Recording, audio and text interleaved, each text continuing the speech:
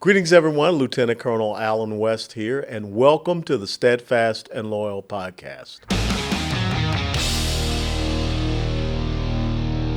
You gotta light 'em up before they burn it down. Better dig deep and put 'em in the ground.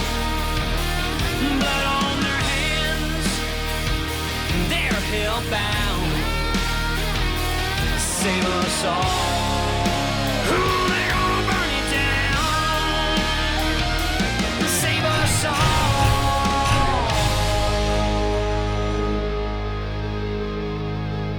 before they burn it down.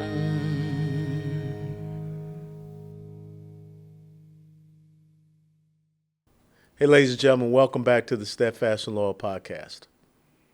On February the 7th of 1961, I was born in the inner city of Atlanta, Georgia, in a blacks-only hospital, Hugh Spalding Hospital. In 1961, there was still segregation here in the United States of America. I remember having to be careful when Dad would drive us down to see Granddad down in South Georgia, which towns we went through, planning out the route. And I do remember seeing the blacks-only bathrooms and water fountains when we went to certain places down South Georgia. But here I am today, a retired lieutenant colonel in the United States Army. Dad was just a corporal in the United States Army in World War II. My mom ended up serving over 25 years civilian service with the 6th Marine Corps District Headquarters in Atlanta, Georgia. So I knew I was going into the military. It was just Army or Marine Corps.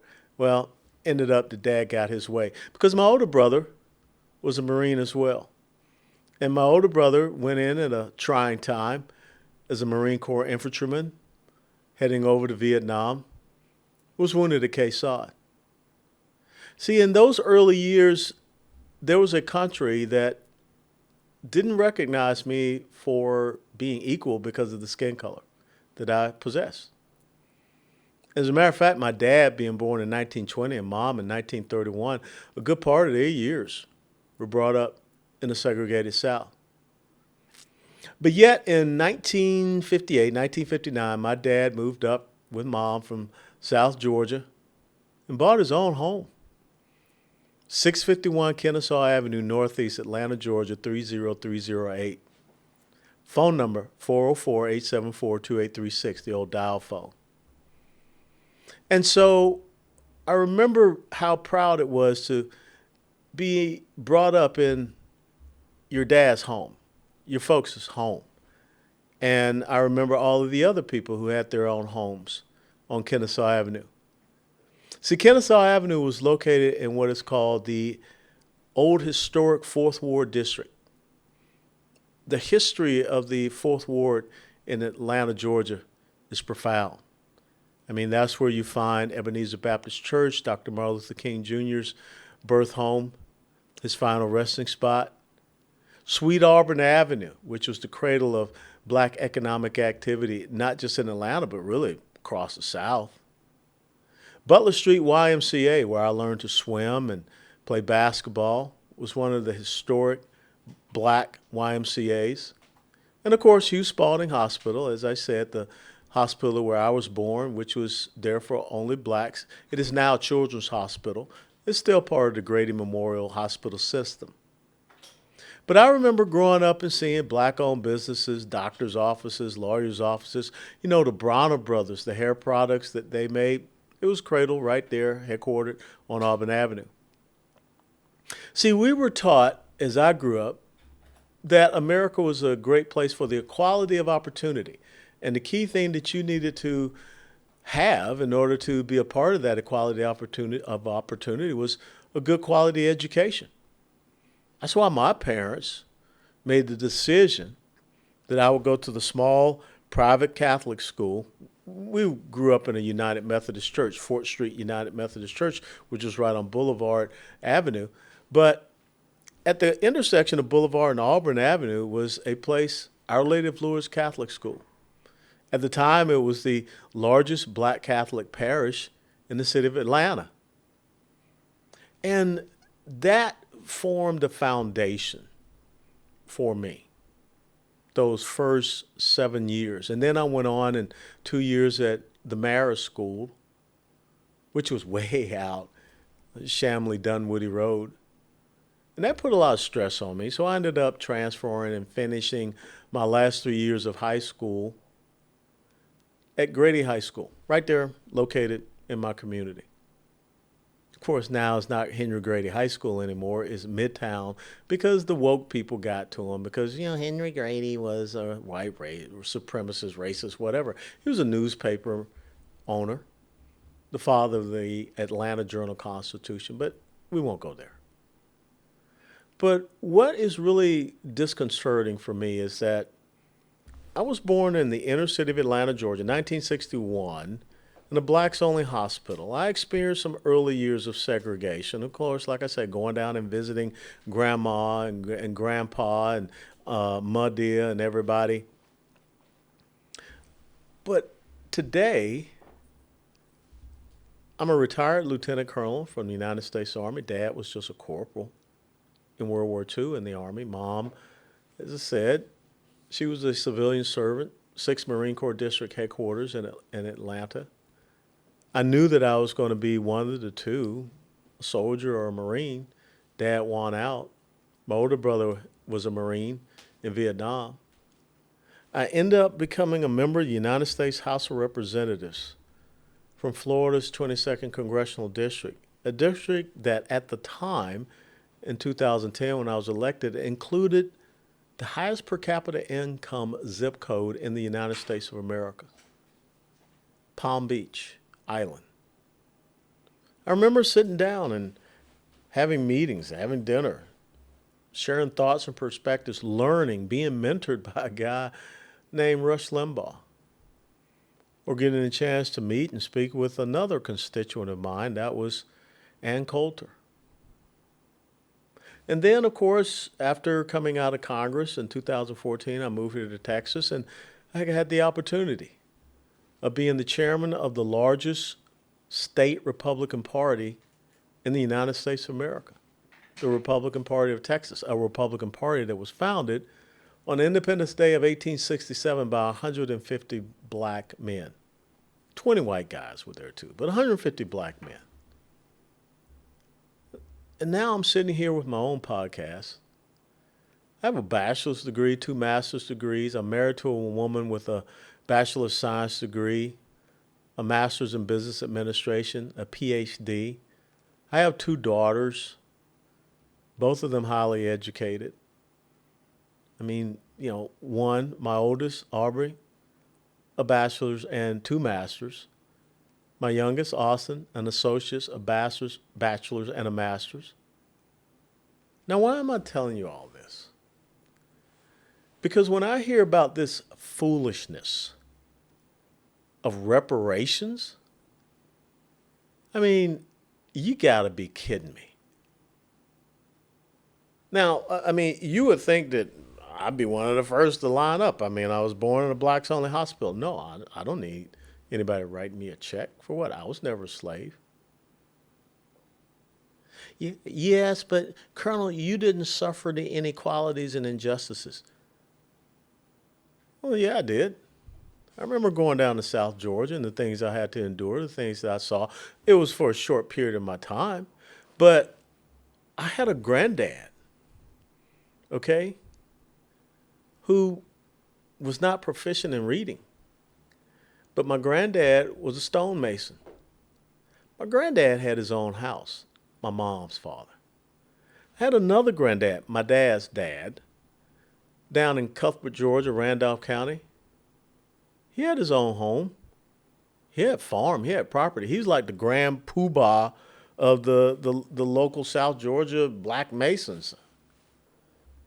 I know some of y'all ain't hip on the Masons, whatever. That's beside the point. But here was a man that most of his life was brought up in horrible conditions, my 2 granddads. But they ended up owning their own homes and being successful in their own rights. I mean, my mom ends up graduating from Fort Valley State College. She had a great career. My mom loved Lincoln Continentals, and she never like had a finance plan. She wrote like cash money checks for her cars. She was something else with some money. And then my aunts and uncles, my mom's, brother and sister, one was a top educator in Knoxville, Tennessee, graduated from Morris Brown College. Another was an engineer at NASA, my uncle, graduated from Tennessee State University. All from a man, my granddad, who struggled with reading. And then, of course, my own dad, he did not finish college, but he had an incredible career as a nursing assistant at the Veterans Administration Hospital there in Atlanta, right near Emory University. So this whole thing about we need reparations because of inequalities and all this kind of stuff, that's just a cowardly excuse for sitting on your ass.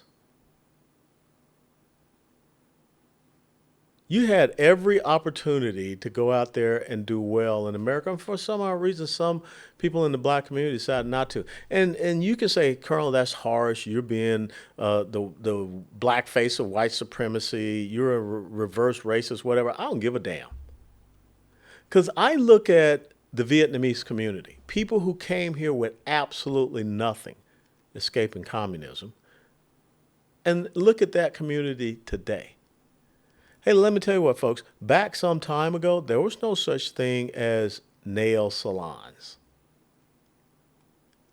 But those Vietnamese women got out there and they started those things. And now they have restaurants, they have salons all over the place. You know what I'm talking about.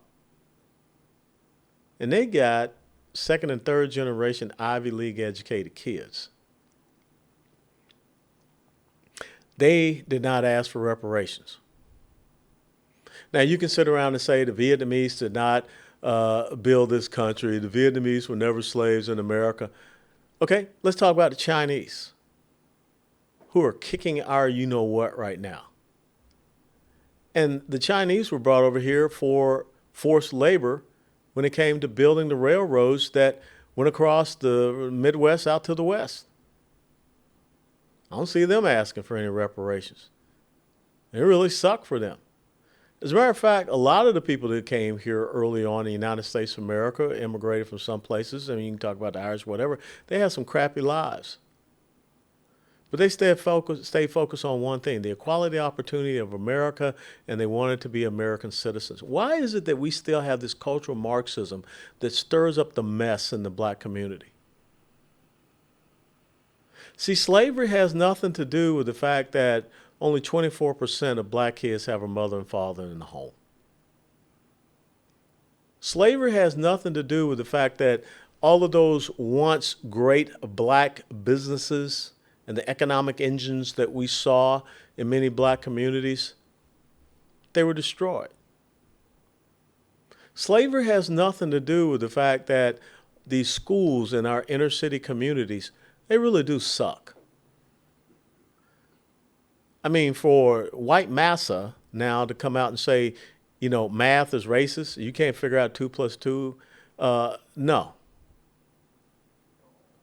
The kids who have suffered the most with all the shutdowns of schools and things of this nature, and you can look at Baltimore, you can look at Chicago, you can look at Detroit, these inner city schools, kids not reading at grade level, not doing math at grade level, that has nothing to do with slavery. The black-on-black violence that we see happening all across this country in inner city communities, the gang violence that we see, has nothing to do with slavery. And no amount of money being given to you by white massa man is going to eradicate that. See, this is the deal. This is just a new form of economic slavery.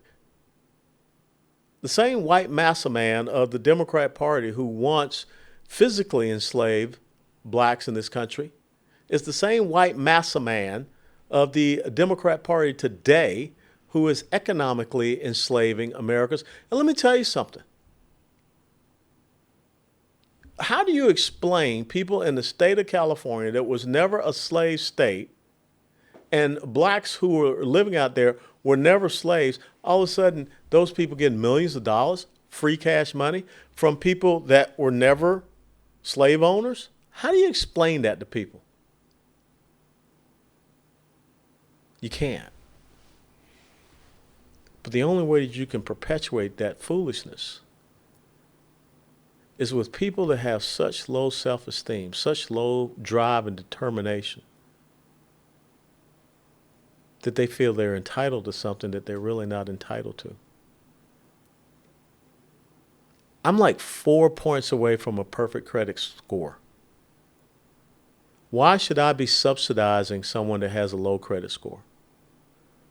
I've worked hard over these years. I've done everything that you thought was right to get this credit score. I've owned homes ever since I got back from Operation Desert Shield, Desert Storm in 1991. Our very first home was in Manhattan, Kansas. So why am I told now that I have to subsidize others for the poor fiscal decisions they have made, instead of making sure that we can have the right type of education for them to make the right and proper decisions? I don't want to see people relegated to government housing. I want to see people enjoy the freedom and liberty that my dad had. The freedom and liberty I remember when my dad made the last mortgage payment on his home, 651 Kennesaw Avenue, Northeast Atlanta, Georgia, 30308. That's an experience that every American should have. Black, white, Hispanic, Asian, I don't care. But when we're telling people, when we have the soft bigotry of low expectations that are telling blacks today that you're still a slave, you're still suffering from slavery, you're still a descendant of a slave, you have no recourse other than to be a slave. And oh, by the way, if we really want to talk about who should be giving reparations, it should be the doggone Democrats, white massa man, the white progressive liberals, the progressive socialists, Marxists, statists, communists, you guys. Because it was your party. It was your party that didn't support and vote for the 13th, 14th, and 15th Amendments. It was your party, the Senate Democrats, one of the longest filibusters in U.S. Senate history is Senate Democrats against the civil rights legislation. Civil rights legislation passed because of Senate Republicans led by Everett Dirksen. It's just that Lyndon Baines Johnson, a real white supremacist and racist, understood that if we give those you-know-whats this, as he said on Air Force One to some Southern governors, we'll have them voting for us for 200 years. I think we're about 51 or 2 years into that. And so now we're going to come up and say, we're just going to give you reparations. We're going to give you millions of dollars. For what? What does that cure? What does that fix? Does that repair the family? Nope. Does that give you any other type of economic freedoms? Nope, because economic freedom comes from here. Economic freedom comes from here, not from 30 pieces of silver that the left will give you. If anything, what the progressive socialist left should do, what the Democrats should do, is say that, we apologize for all of these years of segregation. We apologize for being the party of Jim Crow. We apologize for being the party of the Ku Klux Klan. We apologize for being the party of lynchings. We apologize for all of these things. We apologize for Robert Byrd, who people like the Clintons and Bidens and even Obama praised at his funeral service, eulogizing him. He was a grand wizard of the Ku Klux Klan. I don't think I know of a grand wizard of the Ku Klux Klan that was in the Republican Party. Maybe I'm wrong. And if I am, I'll eat crow. But I do not know of a grand wizard of the Ku Klux Klan that was ever a senator or a member of the United States House of Representatives from the Republican Party. A Republican Party that was established in 1854 for one single purpose, to end slavery. Physical then, now economic now. So Democrats apologize. And then instead of saying that you're going to write checks to people, and I don't know how California is even going to afford it. I mean, you're billions, almost trillions of dollars in debt out there. I mean, you talk about a deficit. And that's why I don't want my country to be run like California. But why not invest the money in inner city schools? Why not invest the money in better jobs programs? I mean, there's so many different type of careers out there that we can help young black men and women to go into instead of going into gangs. I mean, if you want to talk about the biggest killers of blacks in America, it's one party. And you think that you can just write a check to somebody and erase that? I mean, Margaret Sanger was the biggest white supremacist and racist around. I mean, she founded Planned Parenthood for the whole reason of eradicating blacks, you know, those undesirables and human weeds. Since Roe v. Wade, 1973, upwards of 20 million black babies murdered in the womb. That's your party. But I guess you think that if we just write a check, everybody's going to forget it. Yeah, you know, hey, look at what we gave y'all. Come on. We got to be smarter than this. And we got to stop listening to these charlatans out there that we have elevated into, quote unquote, positions of power within the black community. Because they're just paid off by white massa man anyhow. No, I don't need a check from anybody, except for the people that I work for. Happy to get a check for them because that's in reward for my labor and my production. But to get a check from someone for doing absolutely nothing, that's tyranny. Because that money is being taken from someone else, the product of their labor, to give to someone else for no other reason than political power. So stop with this reparations talk. Stop falling for this thing. At some point in time, you got to sit down and say, who has been in charge of the most deplorable situations in the United States of America? I think you'll find out who. But yet those are the exact same people that are saying now that we're just going to write you a check so you can forget it's us. You should never forget. Because what ends up happening is what goes on into the future. I would rather have a future where our young black men and women are trained and educated. They have the real liberty and freedom here, which actually, as it says in 2 Corinthians 3:17, that the Lord is a spirit. Where the spirit of the Lord is, there is freedom. So why don't we have more of these black pastors that are out there saying, reject this notion. You will never be free if someone writes you a check for nothing. You'll just be their slave.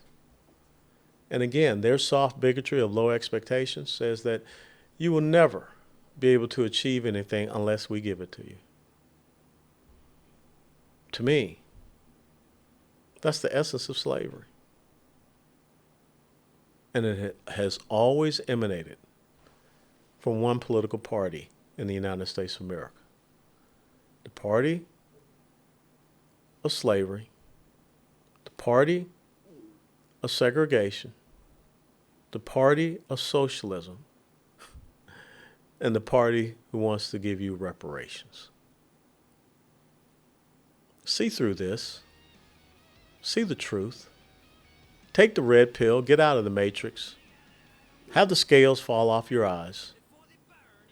Because we do not need to create another generation of slaves, relegated to an economic plantation, which is what has become in these inner cities and these government housing Section 8 plantations.